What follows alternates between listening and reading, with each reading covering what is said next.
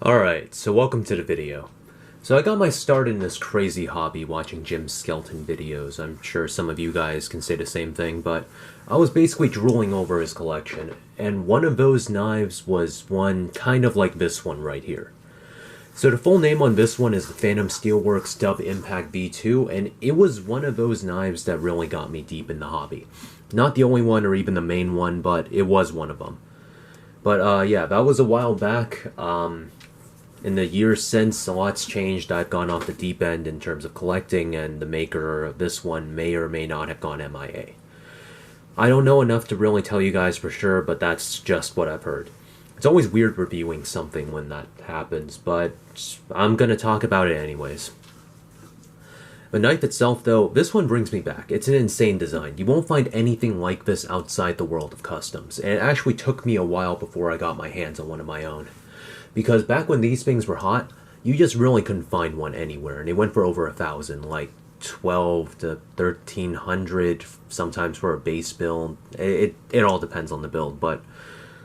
So Phantom Steelworks is run by a guy named Chris Martin. He got to start modding knives for people a while back, and he made a name for himself. He was pretty popular too. He became pretty well known for what he called his murder treatment. That's where you send him a plain boring knife and he refinishes the entire thing for you. He pretty much grinds the hell out of everything and then flames all the titanium parts. And I'll tell you guys right now, he did a damn good job too.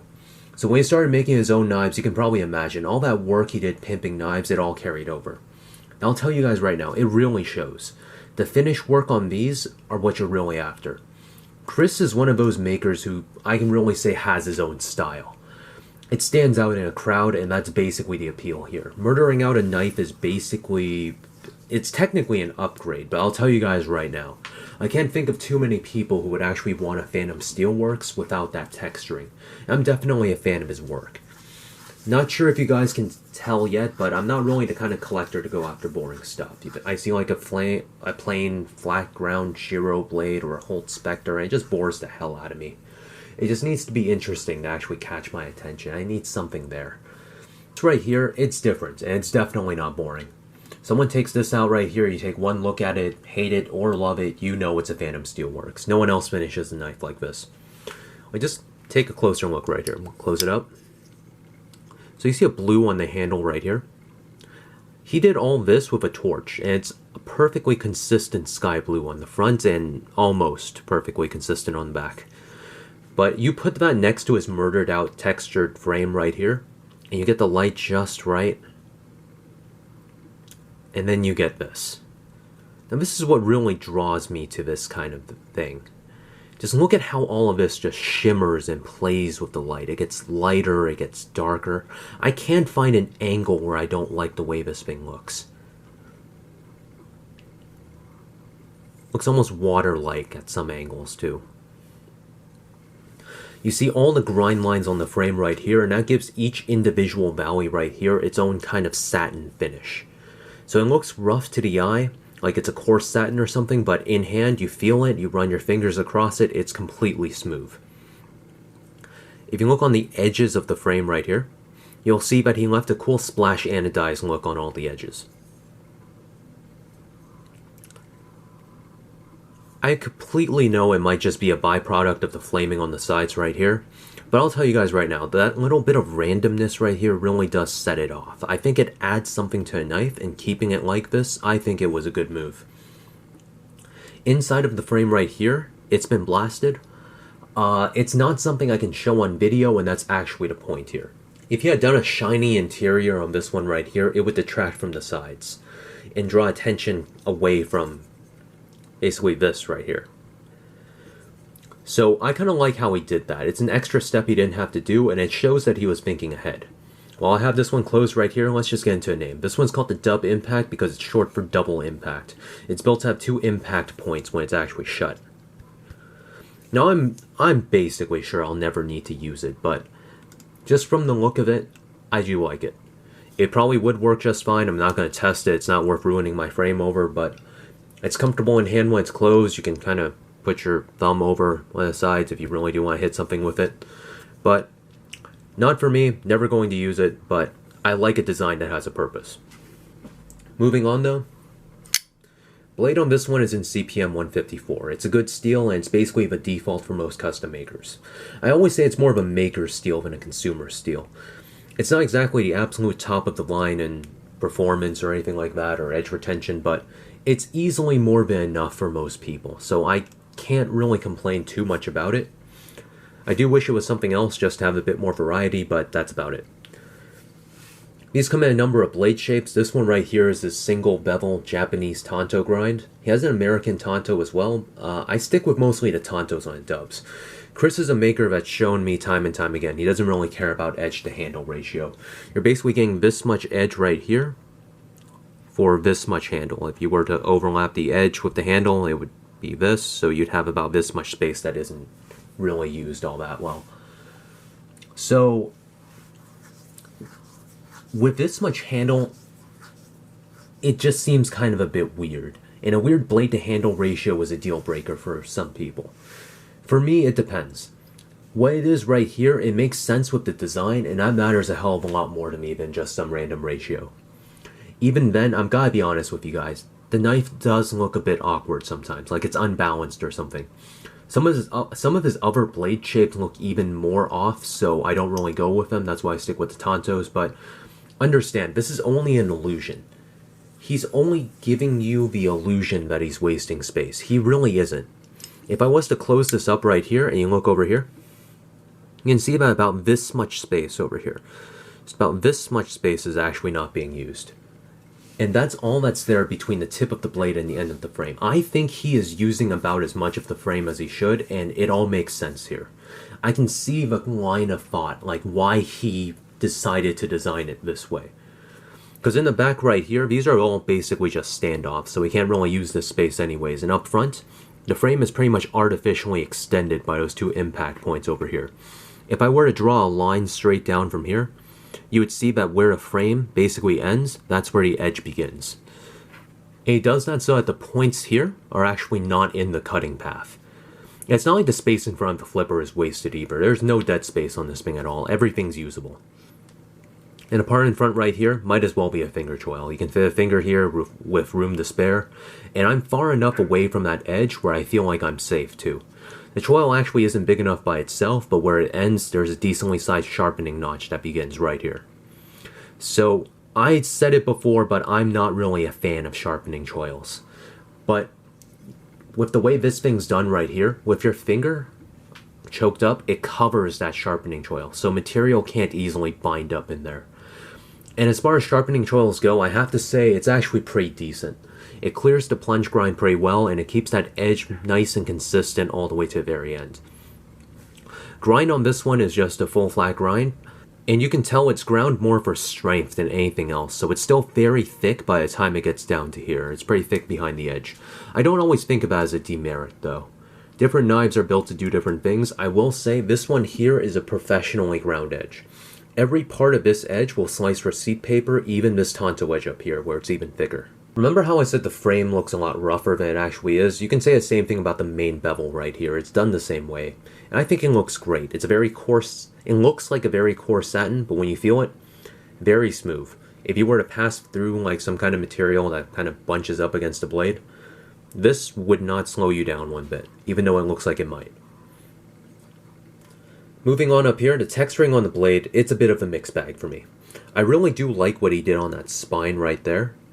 I wish it matched with the sides of the frame a bit more, because it's kind of weird having a normal, plain, untextured side of the frame right here with a textured blade, but other than that, I do like it. I think he did a very good job with it. It's basically a rock pattern up here. He carried this all the way out to the tip right here, and all the textured parts on the blade, all of those are left blasted. He put that next to the bright satin on the main grind, and it just makes everything stand out. Also, the texturing up here, this little bit right here, that kind of breaks up the flat grind and makes it look more like a saber grind, I really like that.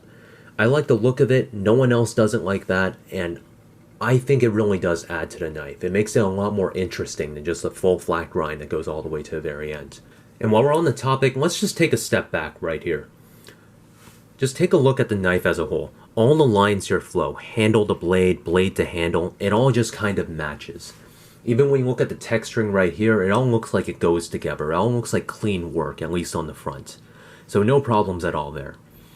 On the back, it's a bit of a different story though. If you look at this ricasso area right here, I can't really say I'm a big fan of it.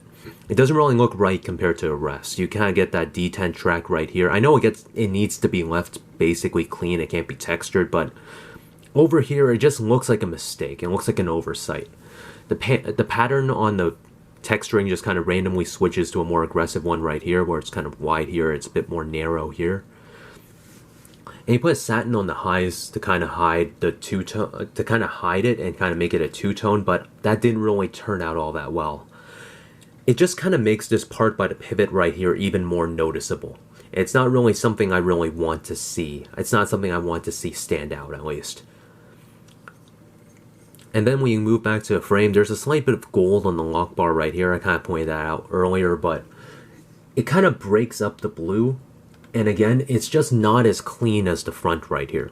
Whereas like I look at this front right here, it just looks a lot better than it does on the back. But in terms of the texturing though, I will say he did do a very good job in the back. There are actually a few small details here, a few things that he didn't texture, and he made them very hard to notice. One is this area right above the relief cut right here. If you look very closely, you can see that this part right here, it's actually basically flat. And the other thing is, underneath the clip right here, again, he didn't texture it, he made it basically flat. Because I've seen too many knives where they basically texture under the clip, so then it becomes rough and uneven, it kind of leaves gaps. And then when you put like a flat bottom of the clip right here, you get like these gaps, sometimes on the side, sometimes in the middle. It just doesn't really look right. He kind of thought that through. He basically didn't texture under it to try and hide it, and by finishing it that way, he perfectly matched it to the rest of the frame. It all blends in, and I really do like seeing that. The clip itself, though, again, not a fan. It's an eyesore to me. It doesn't seem like it really matches the knife. I'm very picky with my Damascus patterns, and I'm just not a fan of this one right here. I wish the texturing he did on it was just... it matched the frame a bit better because you can kind of see the light reflecting off of it here. If I was to cover that and just kind of show you the clip right here, it's not nearly the same effect. It doesn't match the texturing. It's more aggressive, it's more shallow. I just wish it was deeper, wider, more dramatic, like this right here. And especially with it being Damascus, you just can't really see the pattern most times. Or, well, the texturing pattern most times, to be more specific. It's just odd to see a knife like this, and then have this kind of clip on it right here. If he at least used a different Damascus pattern, I probably would like it a lot more. As an actual clip though, it's alright.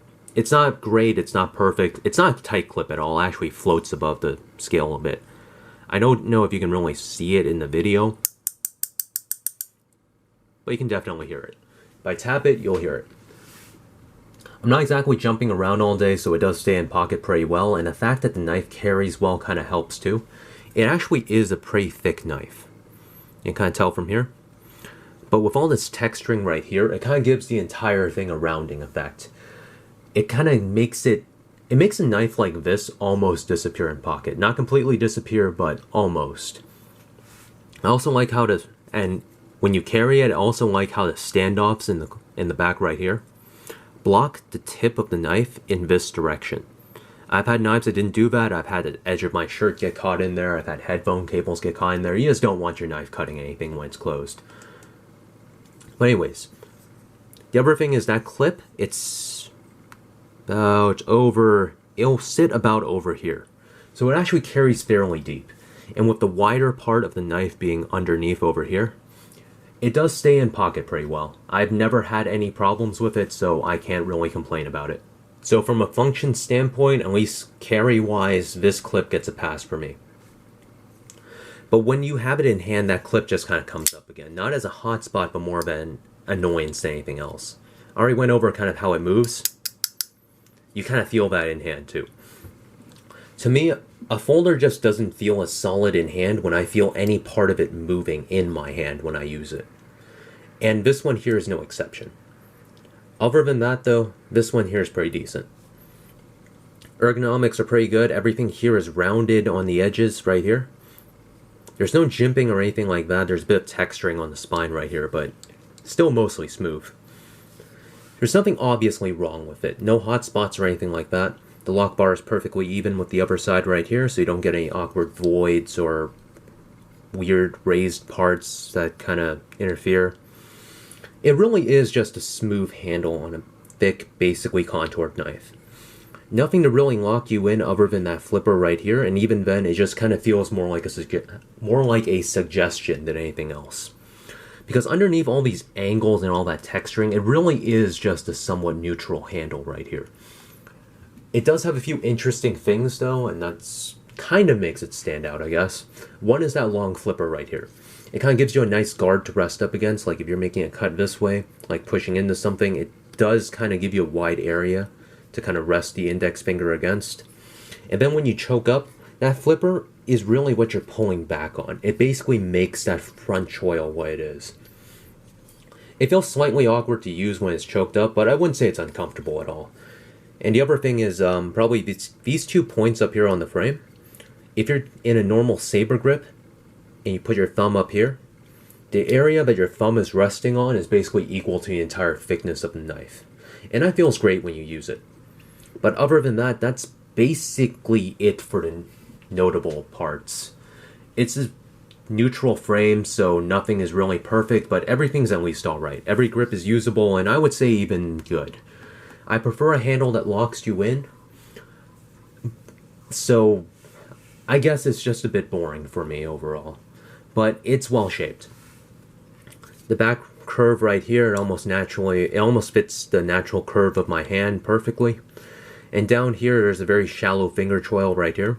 It doesn't really seem like much, but this actually helps a lot. It helps keep the thing from being slippery, especially on a frame that actually tapers this much over here. Moving on though, there's no way to talk about the action without mentioning that flipper again. So if you look at it, you'll see that flipper, when it's closed, it's set very well behind the pivot right here. And he's also running a very light detent on this one. You put those two things together and it makes a very disappointing action. It's very easy to half flip this thing out. So what he did to kind of counteract that was he stretched out the flipper right here to give you more leverage. And it's on bearing, so it just kind of carries it the rest of the way.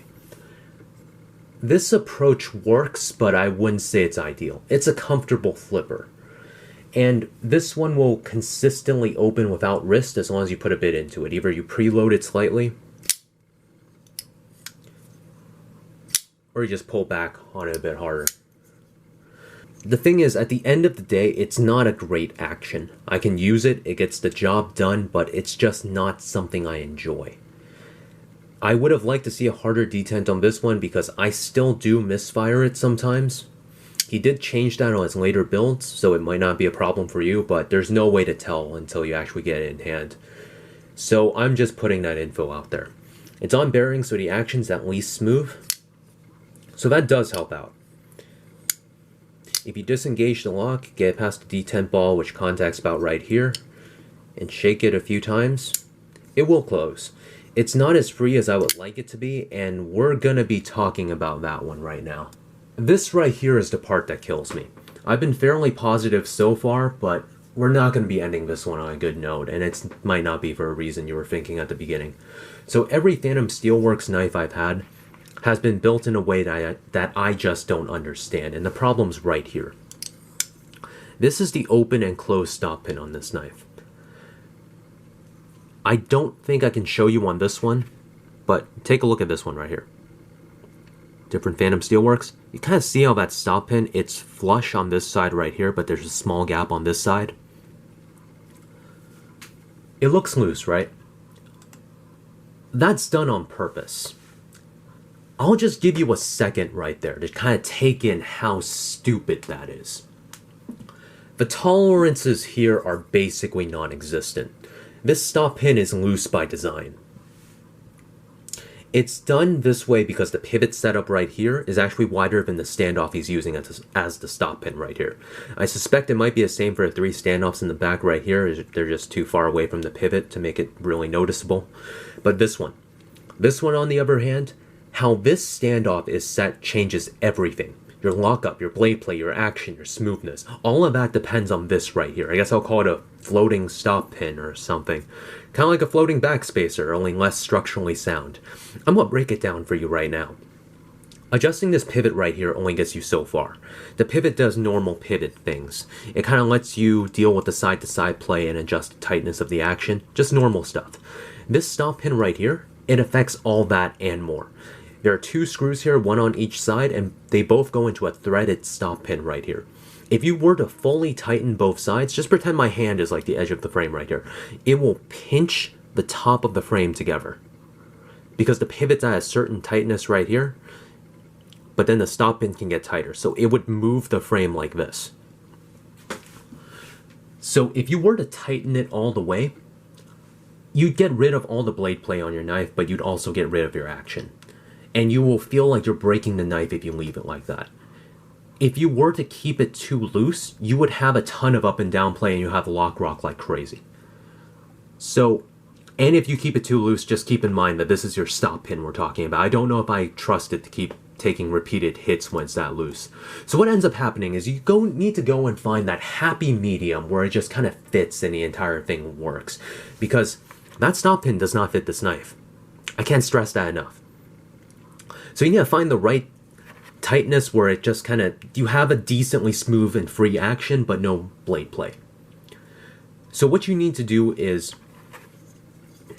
you need to figure out through trial and error which side screw needs to be kept at what tightness. Because guess what? He's using an uneven stop pin right here. So how it contacts the blade is also up in the air because the area where it contacts on the blade, you can see it's this corner right here, that's also uneven. This part is higher up than the rest of it. So you need to find the part where you can get the high part of this stop pin to contact the high part of this blade right here. It is a complete mess. I ended up needing to move that stop pin back and forth in that gap right here that it does not fit in to find the one spot where it's supposed to be. Sometimes you get lucky, like on this one right here, where you can tighten it up against the front right here and just leave the back part loose and still have no blade play. But that was not the case on this one. So once again, just pretend that this thing here is a stop pin. These are the sides of the frame. Do I want it here? No. Do I want it here? No. What about here? No. The knife rattles when it's here. Nope, too tight, need to back it off. The frame's pinching on top right here. Almost there. Nope, lost it. That's actually how it goes. And this thing drives me absolutely nuts because it comes this close to spoiling a knife that I otherwise love. Almost every Phantom Steelworks I've gotten has had lock rock when I got it out the package. Each one is caused by that stupid stop pin setup right there. Now I've been able to get rid of it on each one, but the thing is each one is different. This one right here, it needs to be kept just slightly too tight on top, where it's kind of slightly bowing the frame, slightly pinching it, just to have no play. So this action right here, it's not as free as it should be. And the thing is, the part that really pisses me off is it shouldn't be like this. This is absolutely retarded. Chris, if you're listening and if you're still making stuff, please, either get longer standoffs that actually fit your stuff or make the pivot more compact or something. This is a fixable problem right here. Just get a stop pin that fits your damn thing. So I'm very conflicted about this right here. Everything works, and it works alright if you take the time to make it work alright. That stupid stop pin right there, it just needs to be set in the right place. But the thing is, even if it's set perfectly, I mean absolutely perfectly, where there's absolutely zero blade play anywhere, it just doesn't fill me with confidence. I don't have any amount of confidence in this knife. When it's closed, you're resting against that stop pin. If I push down to make a cut, guess where all that force goes? Up this way, levers off the pivot, goes right into that stop pin right there. The part that's taking the most force here is loose by design. What the hell, man? It doesn't matter how strong anything else is. When you take the weakest link and you loosen it, nothing else matters. It doesn't matter how thick your knife is or how overbuilt anything else is. The weakest link, that's what will fail first. Even at best, this is still a hassle. There's lock rock if any part of this whole stop pin assembly right here loosens up. That's actually how I noticed it right at the beginning. It was a pain to bring it back. And this is an easy fix. I'm bringing this up hoping that the guy makes the change if he ever comes back. So, where do I end up with this? You have some of the best and most unique, most creative design and finish work that I've seen, but it's paired up with some of the most shoddy assembly I've seen. I have some other minor complaints too. Well, everything's minor compared to the stop pin, but the action isn't great. The clip kind of taps a little bit. Both the clip screws right here becoming standoff locations, that's a little bit weird. But the stop pin is loose. In terms of build quality, a lot of things here just feel like they were done just because. But then, at the same time, when I look at the design, I hardly see a thing here that I don't see the reasoning behind. This is a great design, but it just feels like the bare minimum has been done to make it functional. I don't think it's going to fall apart. I think it will survive normal use. Probably for years, too. I don't think all of this really matters, but then again, it does. There are basically two ways to look at this. Let's say you're just like me. You're soaking up that YouTube money with my, what is it now, like 70 subscribers. And you're looking at two different penthouses that are the same price. One is exceptionally gorgeous, but on the ground floor, when you're leaving, you notice that a support column is bent out of shape and the guy fixing the pipes is only using duct tape. The other one is less beautiful, a bit more boring, but more solidly built. Which one would you choose? The engineers say that the first one won't fall in normal circumstances and the water still runs, but for me, that sense of security and trust when I see that, that's just gone. That sense of trust just went straight out the window and it splattered all over the pavement outside. And you know what? I might just consider that other penthouse that was built on top of a more stable foundation. Is it paranoia? Maybe. But I just really don't want to end up on that pavement too, and I hope you guys can understand that. Chris Martin is an extremely talented designer, and he's a damn genius with a grinder. I already stand by everything that I say normally, but I especially mean what I just said. I hope that he's still in the game. This was a maker that I always wanted to see improve and grow, and it would be a damn shame if I see this level of design and finish work go to waste. A few improvements to build quality, and he could have been great. He's not too far off from it right here. Even with everything I've said though, there's a reason I like his stuff, and that's because I still think they're worth looking at. I still like his stuff despite it all. I just think they can be made a hell of a lot better, and that's basically all I got for you here. I'll see you on the next one. Take care.